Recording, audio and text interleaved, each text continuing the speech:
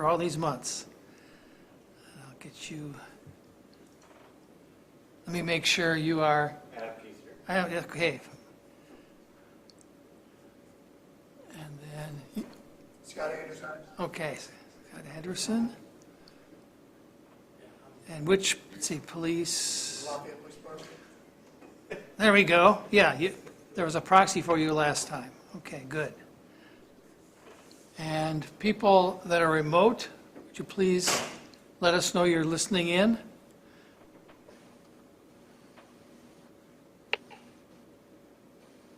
Is there anybody who would like to confess to being online? What?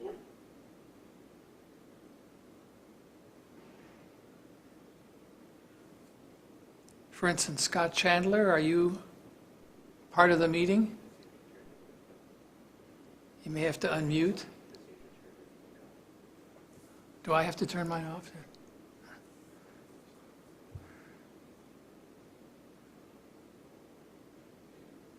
Aria, is there any evidence that people off-site are part of the meeting?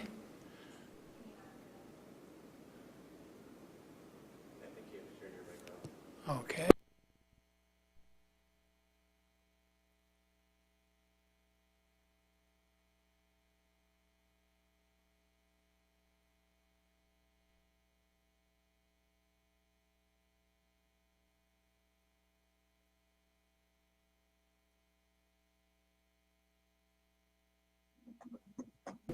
So I'm asking for people to check in with us so we know you're part of the meeting, and I'll turn my microphone off and wait for your response.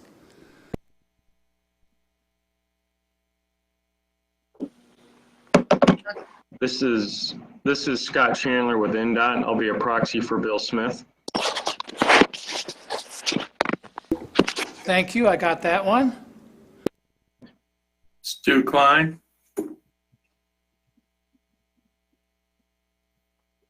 Jeremy Grenard.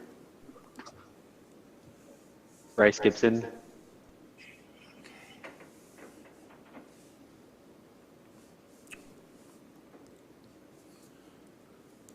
Woody Ricks with the Sheriff's Office.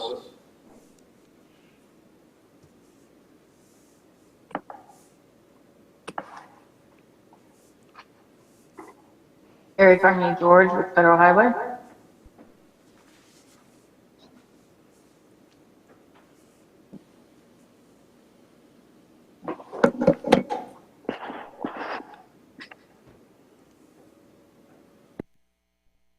Well, my mic is on now and I was hearing people, so. Am I being heard now? Yes, I hear you. Thank you. So I have Scott Chandler, Mitch Langford, Bryce Gibson, Woody Ricks, Stu Klein, Jeremy Grenard, Adam Keister, Scott Anderson. Thank you. So I have Scott Chandler, Mitch Langford. Getting a echo. Bryce Gibson, Woody Ricks, Stu Klein, Jeremy Grenard, Adam Keister, Scott Anderson.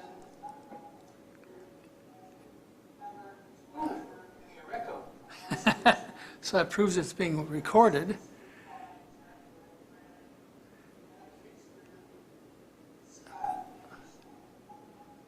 And I did get Carrie Carmody George as reporting. Tim Stroheim. I think Doug Pote is listening in. Aria is at the controls. Yeah. Anybody else that I'm missing? So you get credit for being here, or one way or the other.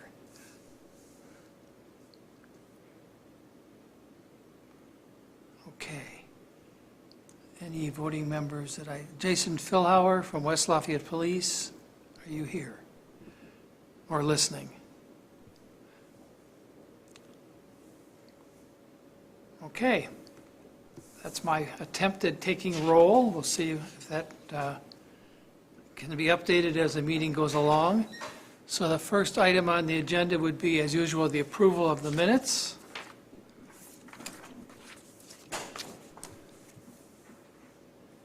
And if someone would like to move approval of the minutes, I would accept that.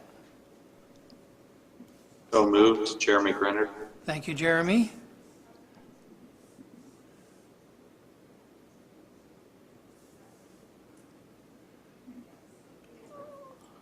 Waiting for a second. Somebody may have glanced at the minutes. Second, Stu Klein. Thank you. I found a couple typos that I passed on to Tim to pass on to the person who corrects such things. Is there anything of substance that needs to be changed in the minutes?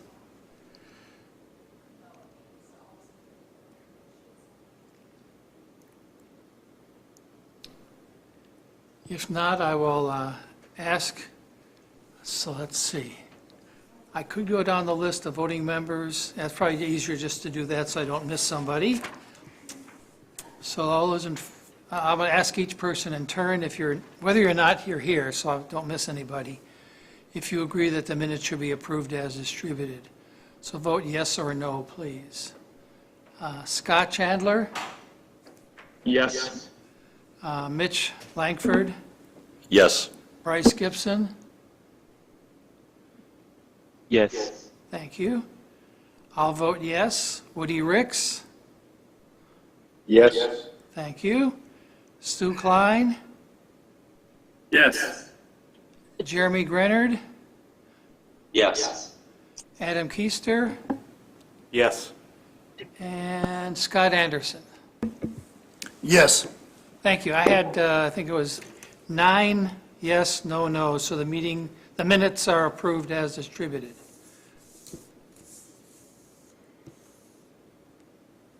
Next are access permits. Does NDOT have anything to present? Yes, I have 2 active permits to present. The first permit, number 136579, it's the Speedway on US 52. There was a hydraulic review and comments sent back to the permittee. Those are currently being reviewed and modifications made, and once the hydraulic information is finalized and submitted back through EPS, those will be reviewed, and if approved, then the permit should be ready for approval as well. So we are getting close and just really looking at the hydraulics of that particular site. The second permit is 148579, which is the Yeager Road reconstruction project from Sagamore Parkway to Cumberland, or Old 52 in Cumberland. I think a lot of us know the details of the project. There's a lot of lighting, pedestrian indicators, some traffic signal work. Currently,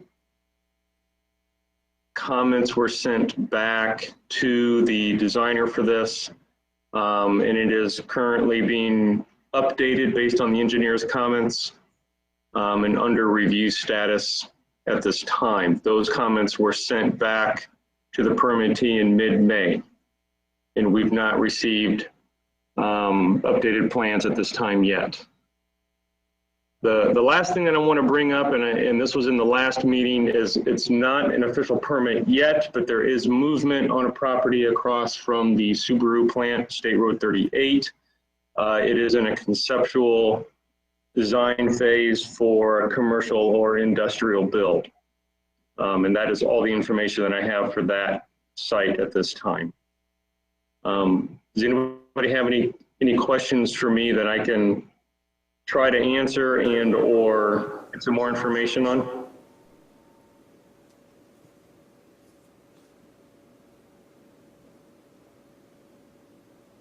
Well, nobody in person. Anybody online? Here's somebody.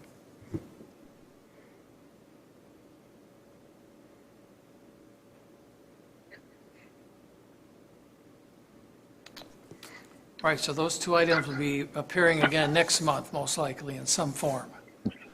I believe so, yes. Okay, thank you, Scott. Yep.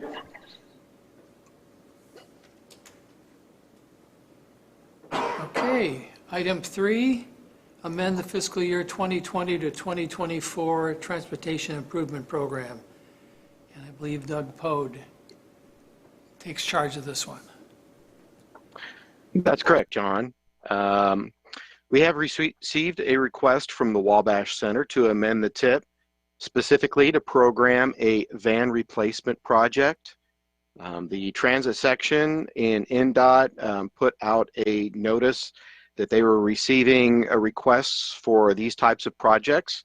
And on May 15th of this year, we found out that they were approved.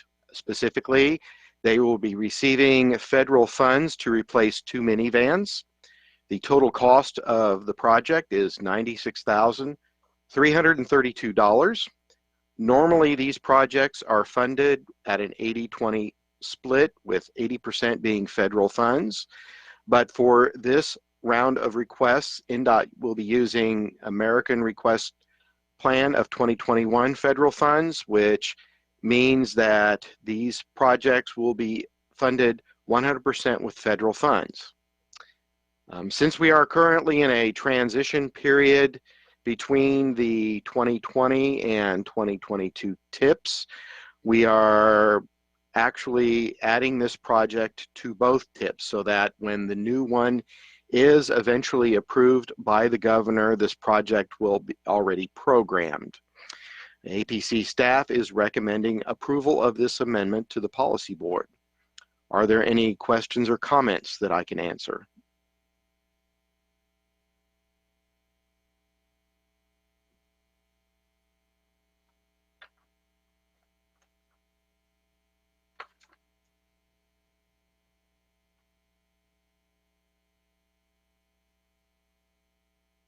I think you're muted there, John.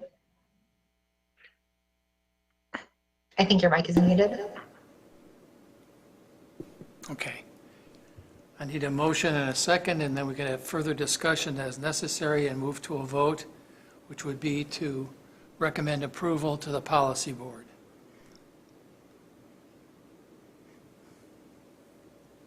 Move approval, Stu. Thank you, Stu. I'll second it, Bryce. Oh, Bryce, thank you, Bryce. Are you ready for the question?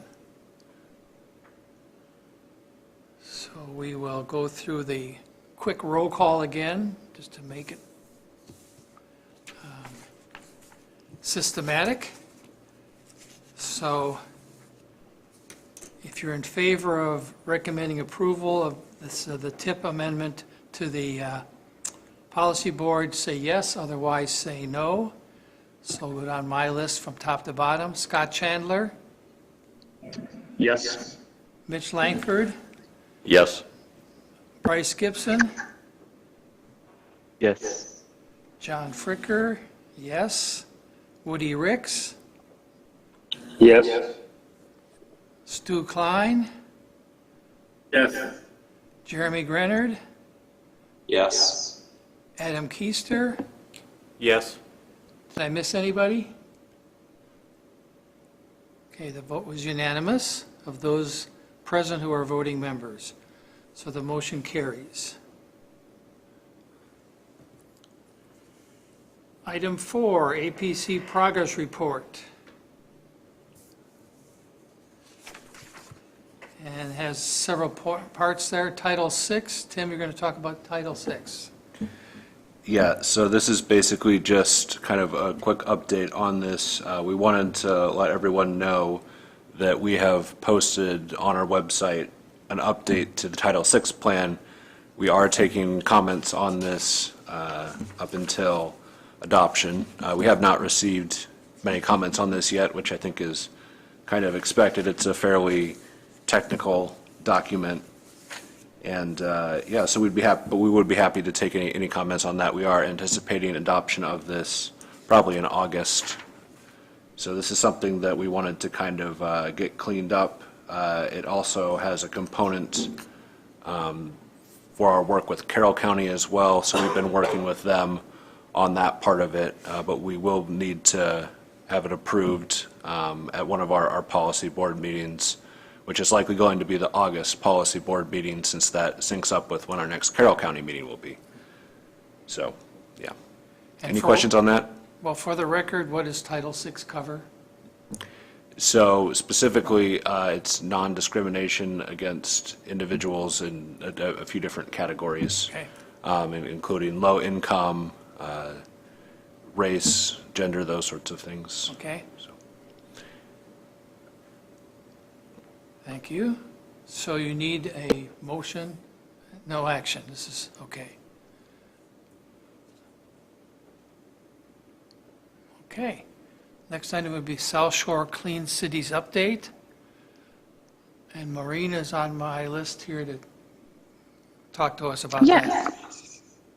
Good. Yes. So, for those of you who don't know me, my name is Maureen McNamara. I'm the GIS analyst here with the Area Planning Commission. I started in September, so some of you I haven't met in person quite yet. So just thought I'd introduce myself. So first, I will mention that, as most of you know, this past year's MPO conference theme was climate solutions at the intersection of land use and transportation planning. So since then, staff has made efforts to participate in current sustainable initiatives and just learn more about how to integrate sustainability and resiliency, both of them, into our transportation planning. So two of staff's efforts have been our involvement in the IU resilience cohort, as well as participating in the multi-phase development of the Greater Lafayette Climate Action Plan. So just a little bit of a background here. The IU resilience cohort is currently working on our greenhouse gas inventories for the city of Lafayette, as well as Tippecanoe County, just as West Lafayette did in years prior. And then the Greater Lafayette Climate Action Plan just entered phase 3, which is the program execution phase, and it involves a lot of public outreach. And they had their official kickoff on June 5th it was, so it was a few Saturdays ago. So APC staff's participation in both of these has led us to understand the benefits of prioritizing clean renewable energy alternatives and just overall improving transportation options for our community. So our staff attended the MPO Council meeting in April. An opportunity to work with this organization, South Shore Clean Cities, was presented, and we felt like it was worth exploring. So Carl Lysick, their executive director, gave a presentation at the meeting, and he expressed their utmost interest in working with MPOs all around the state of Indiana. So they are a 501c3 nonprofit organization managed by Legacy Environmental Services Incorporated. They are one of U.S. Department of Energy's more than 75 Clean Cities coalitions, and it's actually the only clean city coalition in the state of Indiana. And they became a statewide agency on February 1st, 2021, so they'll be increasing their staff as well as getting a name change here in the future to reflect that they're now a statewide agency and not just focusing on northern Indiana. They build partnerships with Indiana MPOs to advance affordable domestic transportation fuels, energy efficient mobility systems, and other fuel saving technologies and practices. The coalition achieves this in a number of ways, including advancement of alternative fuels, alternative fuel vehicles, and sustainable vehicle technologies. For an example, electric vehicles and their charging infrastructure. So the efforts reduce the nation's dependence on imported oil. It can help improve air quality, support local jobs, drive economic development, and just overall improve quality of life. So just some numbers here. In 2020 alone, South Shore Clean Cities assisted stakeholders with the successful acquisition of more than $9.3 million in grant funds for more than 175 vehicles and pieces of equipment, including fueling and charging infrastructure. And this, their stakeholders have displaced more than 93 million gallons of gasoline since 2009, which we thought was really impressive. So that's about, I think it was 180,000 passenger vehicles. It would be the equivalent of removing that from the road. So all around very great things. And they had especially good success with their Green Fleet program, which is something I'll go ahead and let Tim explain a little bit further here. All right, thanks, Maureen. Yeah, so the Green Fleet program, the idea of that is basically to get any kind of fleet of vehicles away from using diesel and gas into using more sustainable methods of energy. So they've had some success with doing that with fleets of buses, fleets of police and law enforcement vehicles, and those sorts of things. So when we brought this up at our policy board meeting last week, Mayor Rosworski mentioned to us that Lafayette actually already has started working with them, putting in an application for some electric garbage trucks. And he gave some of the details of the funding of that they were looking for at the policy board meeting. Also at the policy board meeting, it seemed like there was some interest in getting together a group of some of the local decision makers about kind of pursuing more of a official countywide partnership with them. But that group has not yet met. We're looking to kind of set up a time to meet and work out some of the logistics of that and try to decide if that's something that we want to spearhead as an MPO or if it's something that we want to kind of leave more to individual jurisdictions, or just what the details of that look like. Certainly, like Maureen said, we think this really falls in line with some of our planning objectives, especially for the 2050 MTP that we're working on. So this has a lot of relevance to what's going on now. So we're certainly very glad that there has been some interest locally in this program, and we look forward to see where it's going. And as we have more information, we'll continue to bring updates to this board. Are there any questions?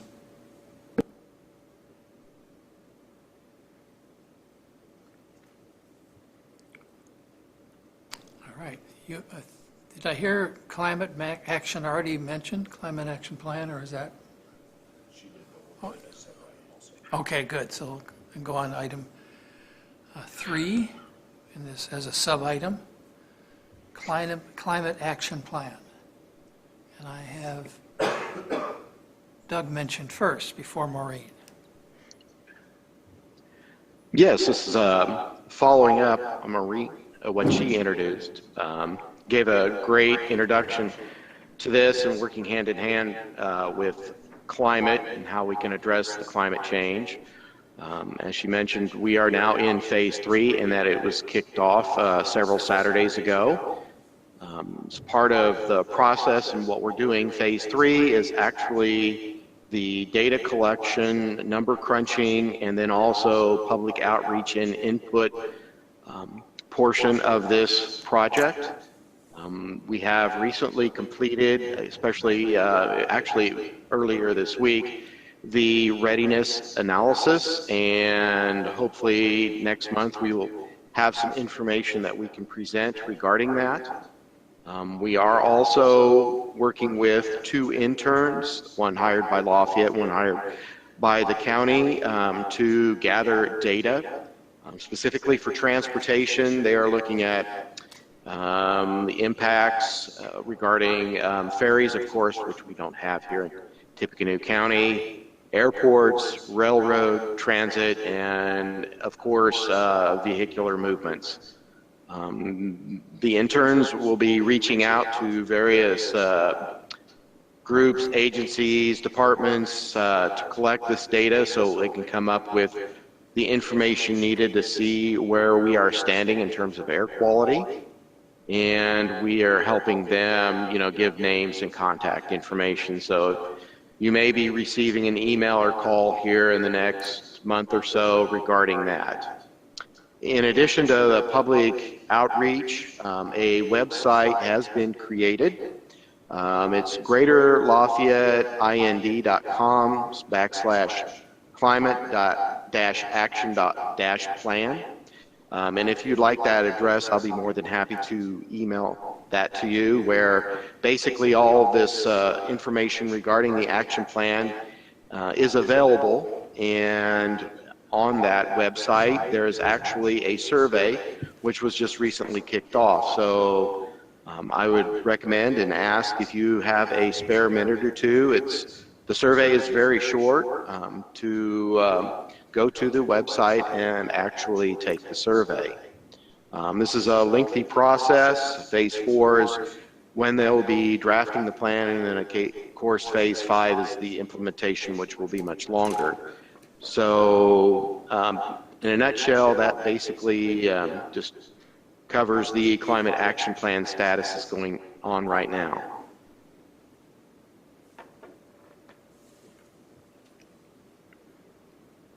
All right, Comments anything or else? questions? Yeah, anything else on that? I would like to know more about and to see that website that you just stated. Is there a way to get that out to us or in the minutes?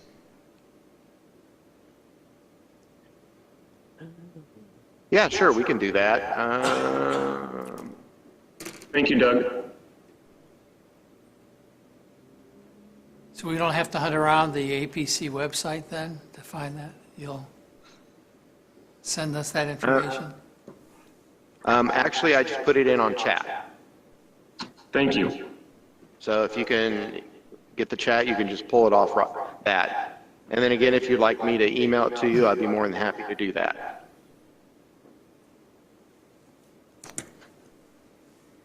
Okay, if you need that, contact Doug by email if you haven't taken it out of the chat space. Thank you. Anything else on that topic for now? That's all that I have. Thank you, Doug. So sub-item 4, Transportation Resource Guide, and there's a link involved there. So Doug, you're going to tell us about that. Yes, this is an exciting project that we had just recently finished.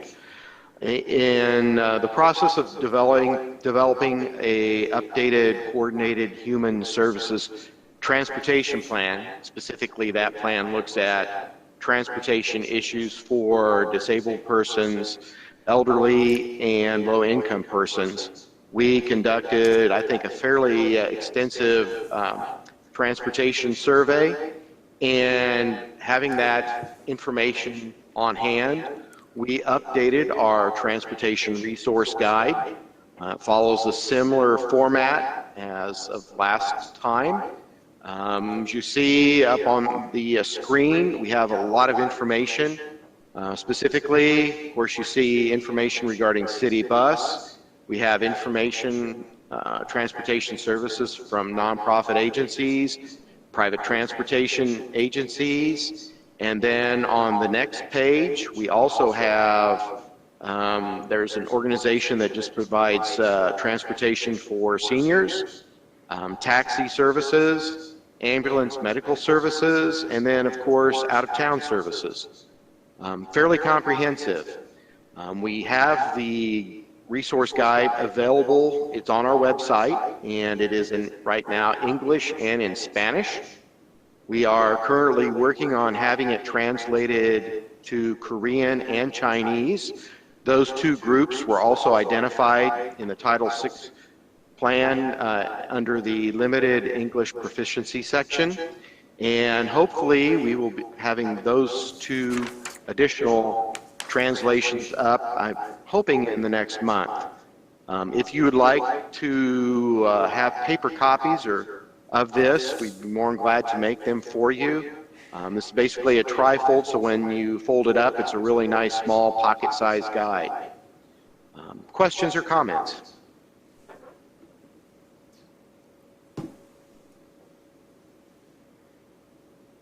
Okay, thanks, Doug. So site item number 5 would be fiscal year 22 to 26 tip update.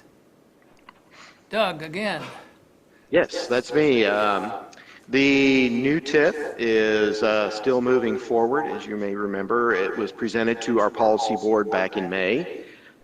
The document was then submitted to NDOT. We did receive comments and questions from the Federal Highway Administration, and those have been submitted. There was one additional change that we were working on that we needed to include, and that was in regards to total project costs.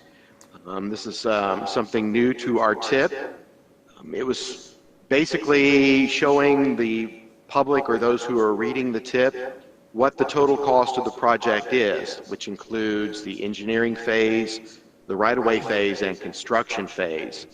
For the local projects, that was fairly easy to figure out. We have all that information in-house, and I'd like to specifically thank the district folk, Crawfordsville, for providing all of the information for the, I think, roughly 60 NDOT projects.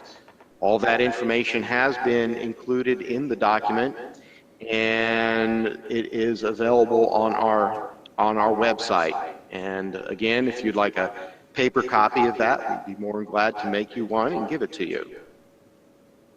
So we hope that in the near future that the STIP will be, NDOT STIP will be approved, and then shortly thereafter, this document will be approved by the governor and included in the new STIP, and then be the official document. Comments or questions?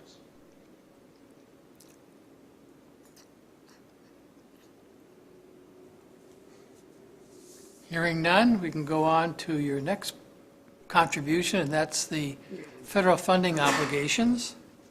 We're going to stick with Doug for a while. Yeah, as we reported in the previous months, all of our fiscal 2021 federal funds have been obligated.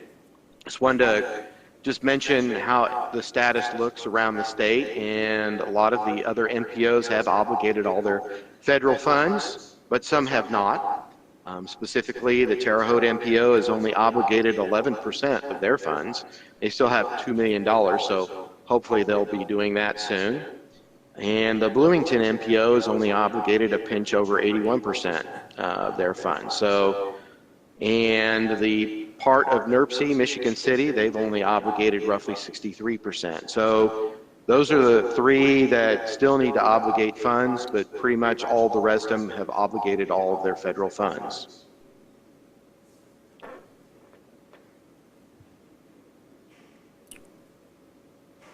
Okay, so that takes care of item 4A with all its sub-items. If we're ready to move on to the letting list. And Doug does that every month. Yes, my pleasure to provide this information to you. If you look on the first page that is on the screen, you'll see that there has been no changes with any of the projects. Specifically like to point out projects 8 through 19. All of these are related to widening of I-65 north of the Wabash River bridges. They are still on track for a November 11th letting. So fingers crossed, and hopefully good bids are received for that mega project. On page 2, project 23, Sagamore Parkway Trail, that's still on track for a January 12th of 2022 letting. Project 26, a small structure replacement on 26, this was actually on a July 14th of 2021 letting, but moved or dropped to a March 9th, 2022 letting. And then projects 30 through 36 are all new. Majority of them are on various state roads, but the last one, project number 36, is actually Tippecanoe County's Yeager Road project. And that is on a 10 of 13, 2022 bid letting. The bid letting results for May, there are 2 projects, one on I-65, a pavement patching project. That was awarded to Reith Riley Construction for $1.67 million. The estimated completion date is this coming September 15th. And the second project, this is a traffic signal modernization project, various locations throughout the district. This was awarded to Michiana Contracting for just under $700,000. And the estimated completion date is September 30th of this year. Any comments, questions that I can help with? Doug, I have one. On page 1, very first item. Okay. The type of work, that's a roadway project that should be pavement patching. Okay.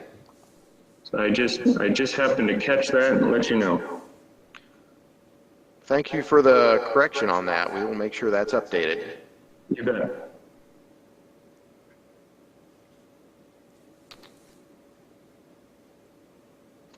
Anything else about the letting list? Excuse me. Okay, under other business, we can talk about I-65 traffic counts. And Doug, you're still up. Yes, this is one of those exciting side projects that I've been working on for a while. If you don't know, there are 3 permanent traffic locations in Tippecanoe County. One is on US 231 around 800 South.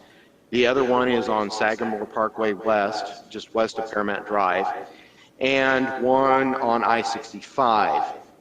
Unfortunately, the one on I-65 has been affected by construction.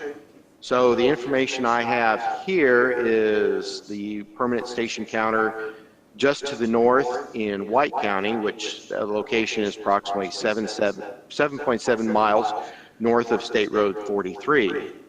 Remembering back to last year, about this time and a pinch earlier, when everything was being shut down or closed due to the virus, many of you probably noticed that traffic volume around the area significantly dropped. It was quite evident when I was driving around for the various reasons I need to, but it wasn't as much.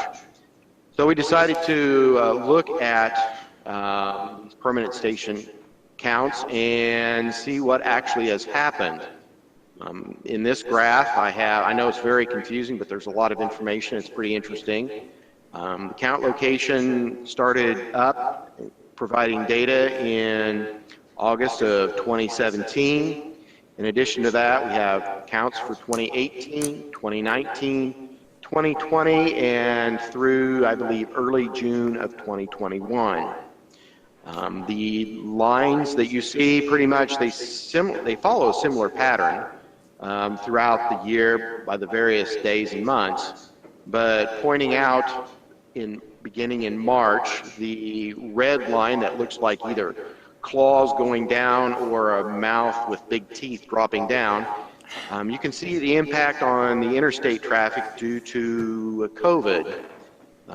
It was rather interesting. This basically started on March 14th. On March 13th, 2020, the traffic count was, and this is per day, 47,848 vehicles per day. On the 14th, it dropped to 33,021.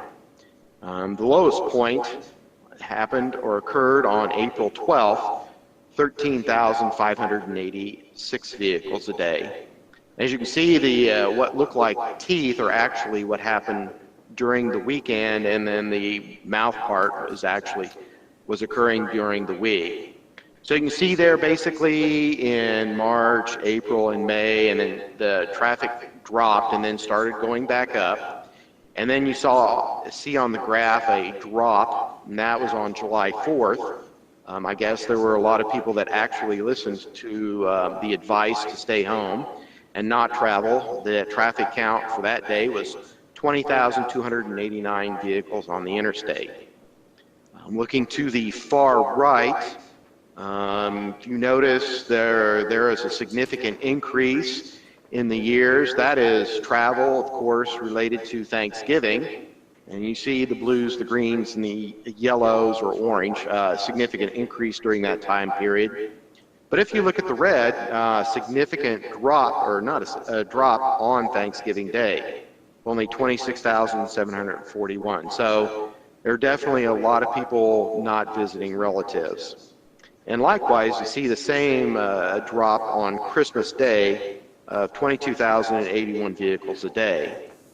What's interesting is looking at, starting with the far left, the purple line, there were several drops basically in January, late January, and then in mid-February, and those were all related to snow ice events.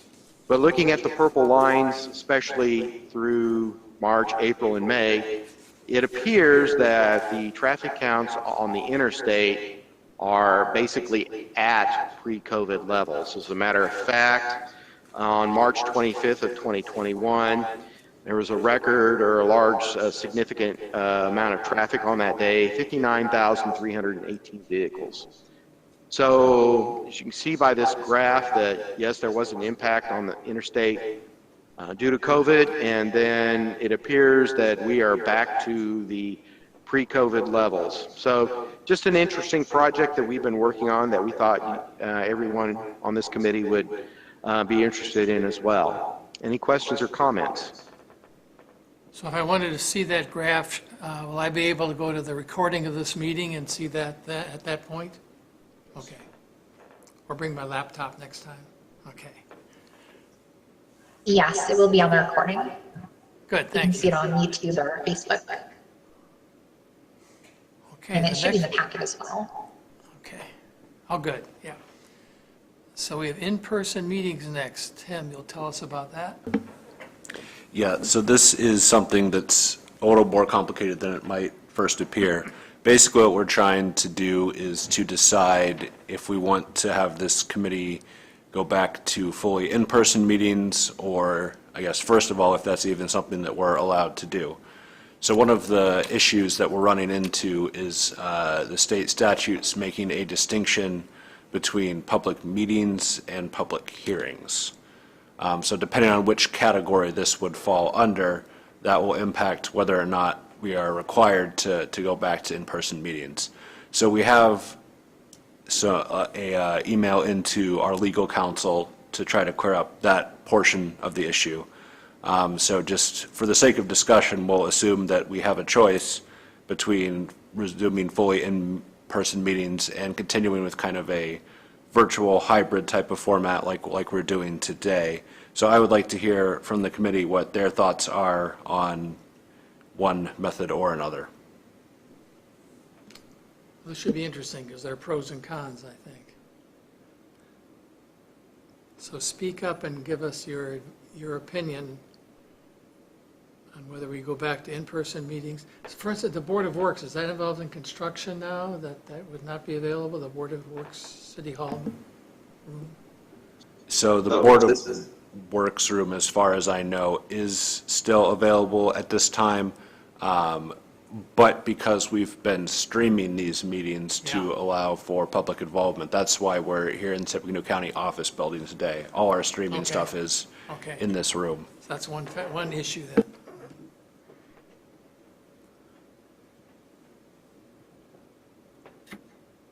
This is Stu.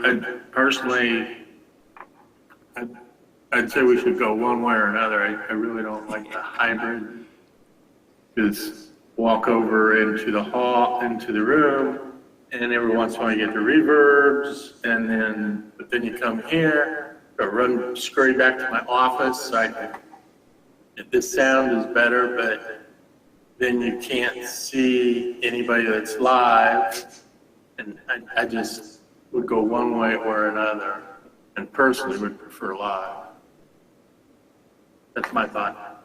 One vote for live and his vote and mine against hybrid, because I'm easily confused, so. Yeah. Hybrid is just fraught with potential problems. I agree with Stu. I think hybrid can be a little complicated unless we can somehow improve technology to correct what Stu just mentioned. I'm in favor of face-to-face and would be willing to do that. And who is that? Sorry, Scott Chandler. Thank you, Scott. NDOT. Because the basic trade-off is driving and parking and so on. So it's more convenient, in some cases, to sit at home or in the office and do it. But yeah, there's the interaction that is easier if we're all in one room.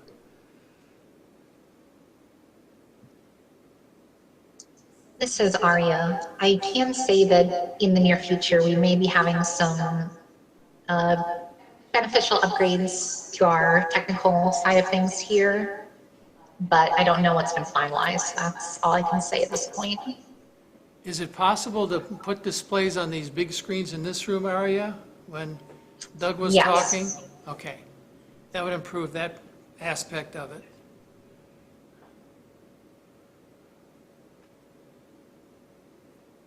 Well, One other thing we're going to want to consider if we do return to in-person meetings is if we want to go back to the Board of Works room, or if we want to stay here in the Tippecanoe County office building. And I think a lot of that question is probably going to come down to what we want to do about hosting a stream of this meeting. Okay, If maybe there would be some way that we could work with Lafayette's IT department so that we can run a stream from there, that might not be an issue, but I'm not sure if that's possible or not, so that's something we're going to want to consider. And I think we're going to want to kind of have a decision on this before the next meeting.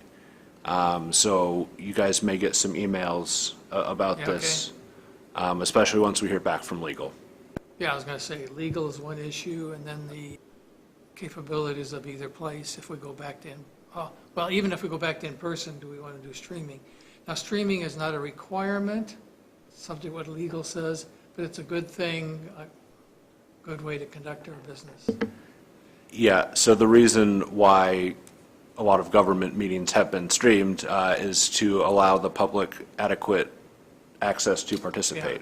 That was especially relevant when the facility was closed to outside people coming in, which it's, much more open now that numbers are better. So we probably could just allow people to come in and, sit out in these chairs, much like we do, for example, for our APC meetings. And that should probably be adequate to provide public participation. So that is, because that's the way we used to do it. We didn't used to stream these, obviously. Yeah. So I'm about to suggest that we just do a non-binding straw poll of the, I guess, the voting members first, because they need to make these decisions. And then you'll have some guidance to take to legal, if that matters at all, or to other people. So may I do that one more time and go down the list of voting members present? And I guess you'll have to give me an in-person or a remote as your two options. I guess you could say you don't care, either one, but at least I'd like to know how many people are in favor of in-person and how many people would prefer the remote. So let me go down the list. If that's okay, any objection to doing that? It'll be non-binding, it'll be maybe advisory and informative, but since I just made that up, that's probably the best I can do. So Scott, in-person or remote? In person. Thank you. That was Scott Chandler. Mitch? In person. Okay. Bryce? In person. I'm going to vote in person. Woody? Either way is fine with me. Okay. Stu? In person. Okay. Jeremy? In person. Adam? In person. Okay.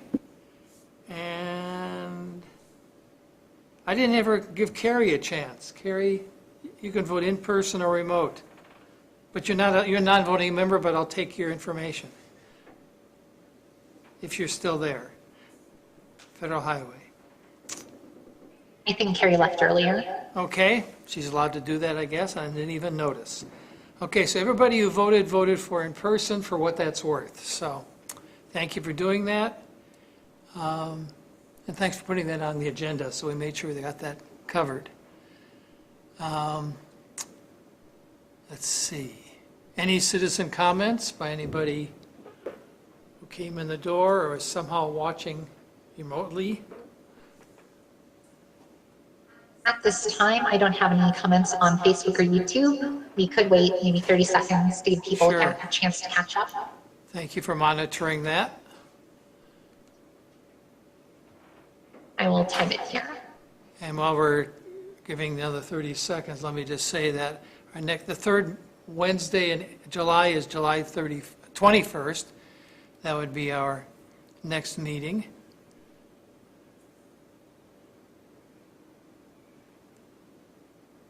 And if there's no objection, I will adjourn the meeting at about 3:21. Thank you all for attending in some way. And we'll resolve some issues before next month as for the format for the next meeting. Thank you all. The meeting is adjourned. Thank you. Yep.